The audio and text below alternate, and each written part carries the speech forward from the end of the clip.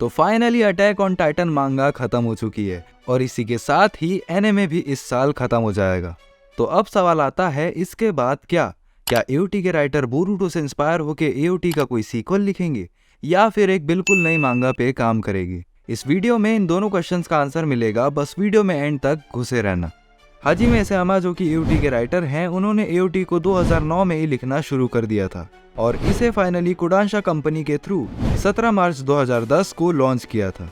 उस समय इसेयामा ने इसे एज अ वन शॉट मांगा लिखने का सोचा था जिसमें कि सिर्फ 65 चैप्टर्स ही होते, लेकिन लोगों की बढ़ती दुआएं और आशीर्वाद के चलते इसेयामा को इसे सीरियल मांगा में एक्सपांड करना पड़ा और मांगा की एंडिंग तब भी वही थी जो कि अभी है। और इसके बाद जून 2010 को एओटी मांगा का लास्ट वॉल्यूम और इसी के साथ ही एओटी मांगा सीरीज का दी एंड हो जाता है। एओटी की एंडिंग को मिक्स रिव्यू मिलने के बाद इसेयामा डिसाइड करते हैं कि वो एक लॉन्ग वेकेशन पे जाएंगे, लेकिन उन्हें जब न्यूयॉर्क बुला लिया जाता है मांगा इवेंट के लिए तो वो वहाँ पे फैंस को सॉरी बोलते हैं फॉर एओटी एंडिंग। इस न्यूज को ब्रीफ में देखना है तो इस वीडियो को देख सकते हो, लिंक ऊपर और नीचे डिस्क्रिप्शन में दी हुई है। लेकिन फैंस उन्हें अप्रिशिएट करते हैं और इसी चीज को देखते हुए इसेयामा फैंस को थैंक यू भी बोलते हैं। और इसके कुछ दिन बाद इसेयामा फ्रांस में हुए एक इवेंट में बताते हैं कि I am not promising anything but maybe I'll take up my pen again to write about 15 pages।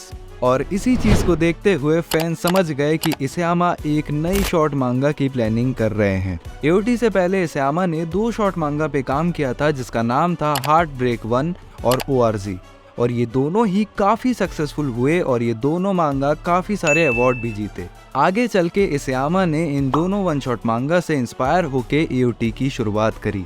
तो इसी चीज को देखते हुए कुछ फैंस ने अज्यूम किया कि हो सकता है इसेयामा की न्यू वन शॉट मांगा ट्रायल एंड एरर पे काम कर रही हो, जहां पर वन शॉट मांगा अगर सक्सेसफुल हुई तो वो इसे भी कंटिन्यू करेंगे।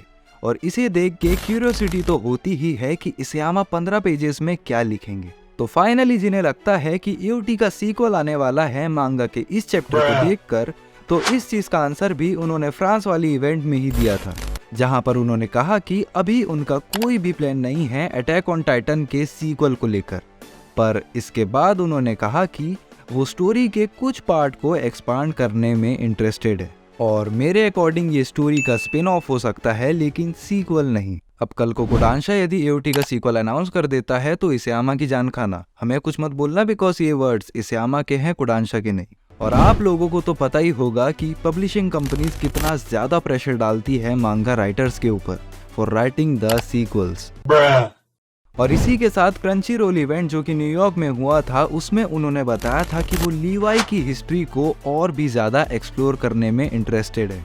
तो अगर कुछ ऐसा हुआ तो हमें स्पिन ऑफ या फिर वन शॉट मांगा भी देखने को मिल सकती है फ्यूचर में ह्यूमैनिटी के सबसे स्ट्रॉन्गेस्ट सोल्जर के ऊपर। तो बस आज के लिए इतना ही, बस यही अपडेट देनी थी और चैनल को सब्सक्राइब जरूर कर लेना बिकॉज ऐसी अपडेट ओटाकू देश के सिवा और कोई नहीं देता। तो मिलते हैं ऐसी इंटरेस्टिंग वीडियो में, तब तक के लिए